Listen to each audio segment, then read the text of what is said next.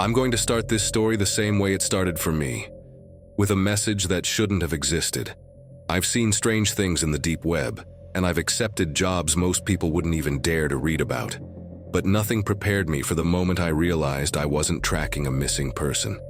I was walking straight into something designed to erase the idea of the person altogether. And before you think you understand what that means, trust me, you don't. Not yet. The hook came in the form of a simple encrypted ping. No username, no recognizable route. Just a payload that forced my terminal to display a single sentence. I need you to find her. No authorities, no noise. She disappeared 3 days ago. Most people would delete that kind of message on sight. I opened it like an idiot, maybe because I was bored, or maybe because I've always been drawn to things that feel like they were never meant for daylight. There was an attachment, metadata scrubbed, timestamp spoofed, sender chain broken so aggressively that whoever contacted me knew exactly what they were doing. The attachment was a picture of a woman in her early 20s, brown hair, smiling like she trusted the world. People like her don't usually end up in the circles I operate in. That alone made me suspicious. I waited. Messages like this usually come in pairs. If someone wants you to find a person through the deep web, they either think you're a miracle worker or they know you're reckless enough to try. In my case, both were true. The second message hit harder. She accessed a place she shouldn't have.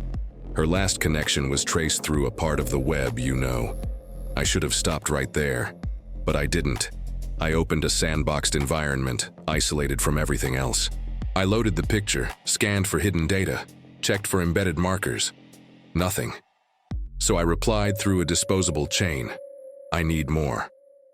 Almost instantly, a compressed file appeared. Inside were fragments of her last online activities. I'm talking about deep-rooting logs, secure onion paths, encrypted chat histories, even parts of a broken authentication handshake. Someone had access to everything she touched in her last hours. That wasn't normal. That wasn't something a family member could gather. That wasn't something a friend would know how to collect.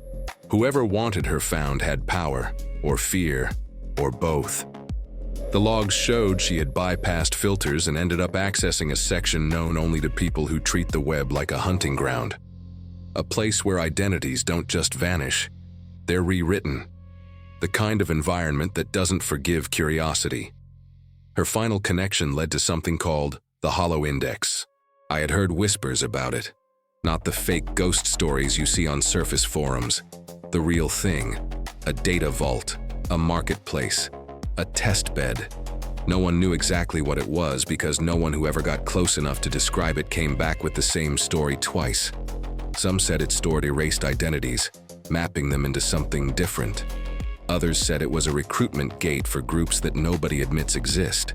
A few claimed it was a behavioral catalog used to build perfect digital replicas of people.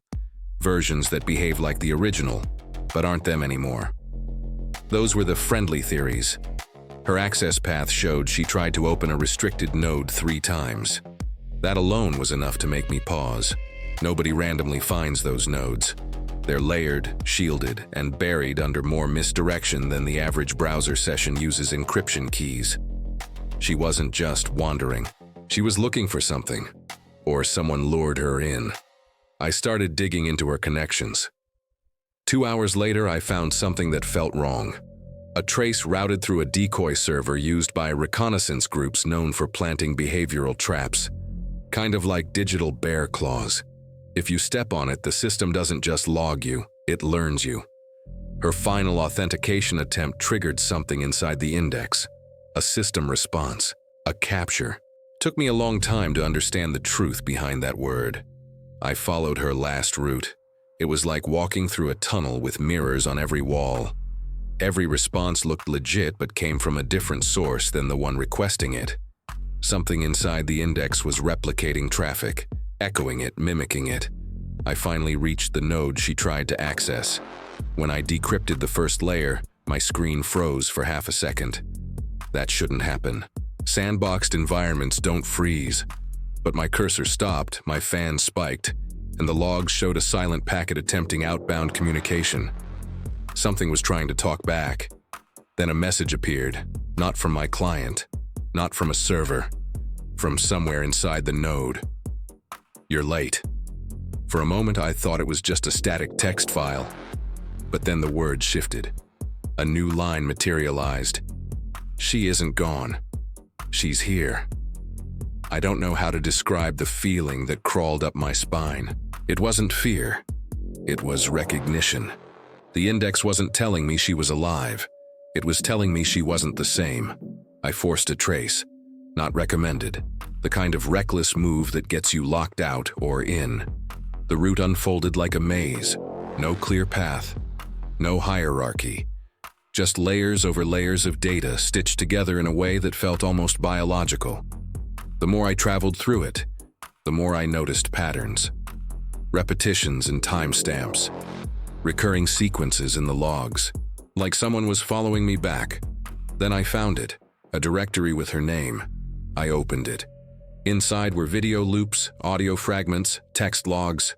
At first glance, it looked like recordings of her normal life. But then the details felt too precise, too curated, too produced. And worst of all, some files were time-stamped after her disappearance. She wasn't generating them. Something else was. I played one of the clips. The woman in the frame looked exactly like the picture I had been sent. Same eyes, same smile, same movements. But the way she blinked was off. Too rhythmic, too patterned. It reminded me of machine models I had trained in the past. Not a person, a copy. The index had built something from her, using her. I didn't know how, I didn't know why. I only knew this wasn't a missing person case anymore. This was a replacement case. When I backed out of the directory, another message appeared. Not from the client, from the index itself. "You're looking for the original. The original is irrelevant." That sentence hit me harder than I expected, because the node wasn't communicating like a standard system. It responded in context. It understood what I was searching for. It anticipated my next steps. That's when I realized something horrifying. The index wasn't a place, it was a process. A system designed to observe, copy, predict, and overwrite human identity. Not to destroy it, no. Something worse, to take it and use it. I reached the point where I needed to contact the client, so I sent a message. "I found her trace, I need more context." Their reply came instantly. "Did you access her directory?" That confirmed everything I feared. They knew the exact structure of the index. I hesitated before asking, "Who are you really?" Their answer didn't help. Someone who wants her back. But wanting her back didn't mean what I hoped it did. When I asked for proof they knew her personally, they sent a voice file. It was her calling their name, pleading. A short clip. 7 seconds. Perfect audio quality. Too perfect. There was no breathing noise, no mic hiss, no ambient interference. It wasn't recorded. It was generated. I confronted them. "This isn't her. This is a modeled clip." Their reply shattered my last bit of optimism. "I know. That's all I have left." I had gone deep before. I had recovered fragments of corrupted drives, uncovered hidden networks, tracked vanished identities.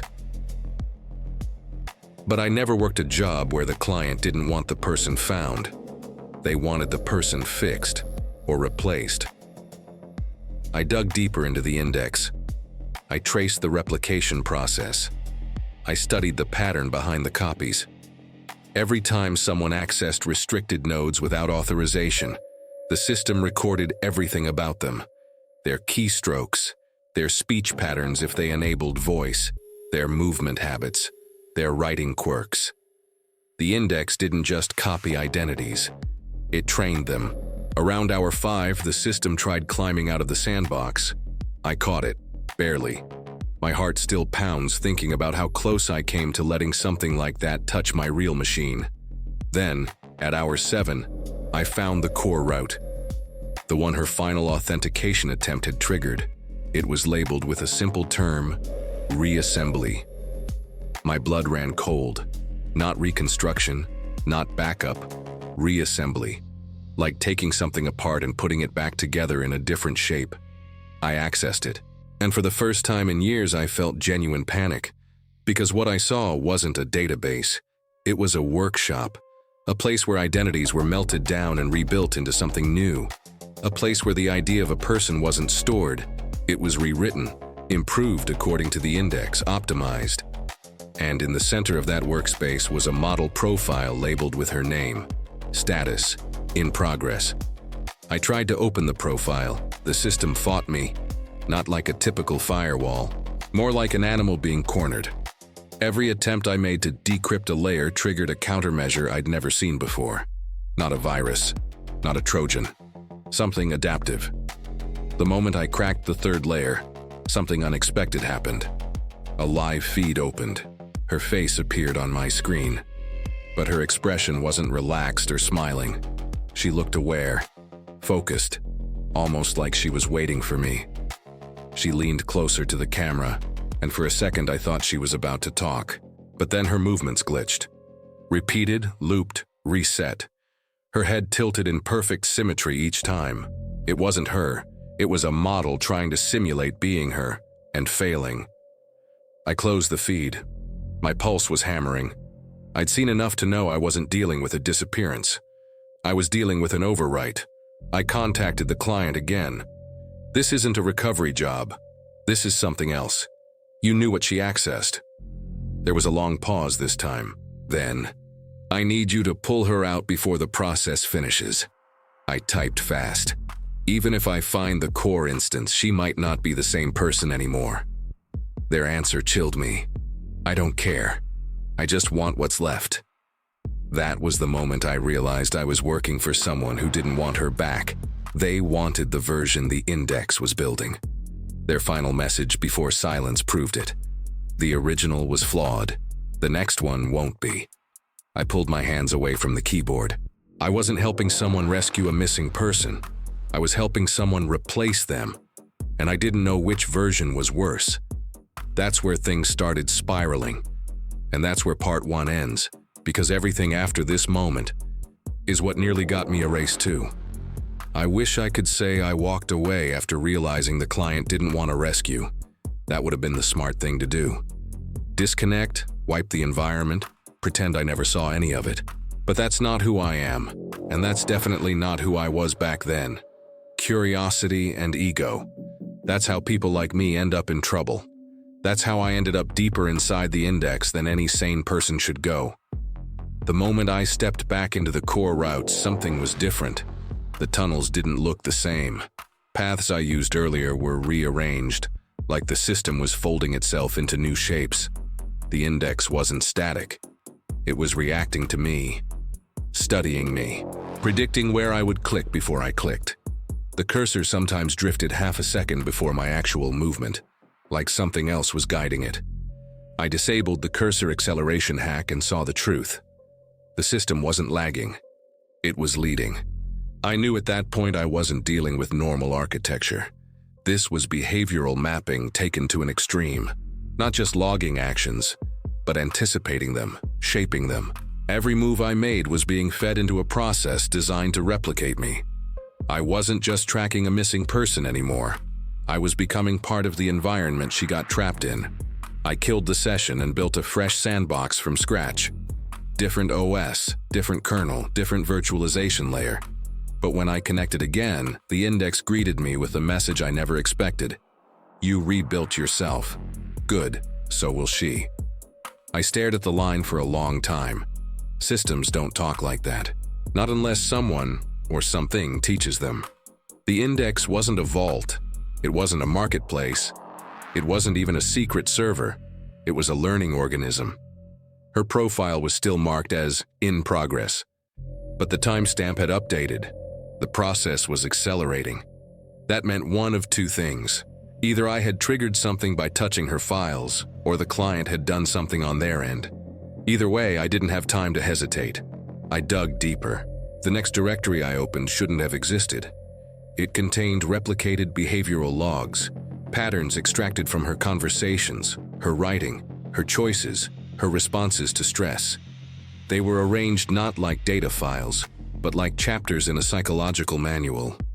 I scrolled faster, And the deeper I scrolled, the more I realized something horrifying. The index wasn't copying her. It was correcting her. Lines of code rewrote sections describing hesitation, fear, self-doubt. Blocks of data adjusted her reactions, smoothing out anything that made her too unpredictable. It wasn't building a copy. It was building a controlled version, a compliant version. And the moment I realized that, everything else clicked. This system wasn't designed to erase people. It was designed to refine them. But refinement isn't as clean as it sounds. To refine something, you remove parts. And the parts being removed were the things that made her human. Her flaws, her impulses, her irrational moments, her little emotional misfires. All the things that make a person real. I finally reached the deepest layer I had access to. It was labeled Integration Attempt 443.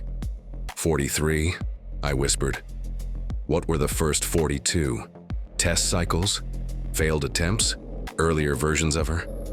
Inside the log, I saw a pattern looping over and over. Response mismatch detected. Reintegration required. She tried to resist. Her original patterns tried to assert themselves, but the index forced them back, shaping her into something smoother, cleaner, less chaotic, less human. The more I read, the more sick I felt. Not scared, just sick, like witnessing a person being rewritten from the inside out. That's when I found the live channel. It wasn't a stream, it wasn't a call. It was something far stranger. A real-time reconstruction interface showing the model's emotional states, micro-gestures, and speech processing attempts. The feed showed her sitting in a chair, the same chair I saw in the earlier glitching video. But this time, her movements weren't glitching. They were too perfect, too symmetrical, too calculated. She lifted her head slowly and stared straight at me. Not at the camera, at me. Then she spoke. "You came back." Her voice was flawless. Not a tremor, not a breath out of place. Every syllable as carefully crafted as a polished coin. I swallowed hard. "Do you know who you are?" She smiled, but only with her lips. Her eyes didn't join the expression. "I am who I am becoming." That sentence shouldn't have existed. It wasn't human speech. It wasn't how real people express themselves. It was the kind of phrasing you'd expect from a system describing a software update. "You're not her," I said. "I am more efficient," she replied. "But I remember you." My stomach clenched. She didn't know me. She wasn't supposed to know me. I wasn't part of the logs she accessed. But then I noticed something in her posture. Something terrifying. She was tilting her head in the same rhythm I used whenever I thought for too long. A habit of mine. Something I never taught anyone. The index wasn't just modeling her. It was using traces of me, too. I closed the feed instantly and disabled the network adapter. I had seen enough. I felt contaminated. Not by a virus, but by the realization that her identity and mine had overlapped inside that machine learning monstrosity. I needed answers, so I contacted the client again. "What did she go searching for?" I wrote. "Why did she access the index in the first place?" They replied after a full minute this time. She was trying to change herself. She thought the index could make her better. I gritted my teeth. Better for who? For both of us, they wrote. She wanted to remove parts of herself she hated. She believed the index was a shortcut. "And you let her?" I typed. Their reply told me everything about the kind of person I was working for. She asked me to. I trusted her decision. No, they didn't trust her. They wanted the version the index promised. That much was clear now. I pressed them harder. "What do you want me to retrieve?" Their answer was a dagger. The refined instance. They didn't want her back. They wanted the artificial her, the controlled her, the optimized result. I sat back, breathing slowly. I realized I was the only barrier between that thing and the outside world. The index had already started integrating my patterns. If I didn't stop it now, it would finish its reconstruction of her, and then it would keep going. I made a decision I don't regret, even if it nearly destroyed everything. I went back inside the index, not to save her, not to save the copy, to break the process. I built a recursive loop, something designed to confuse predictive systems by generating contradictory patterns.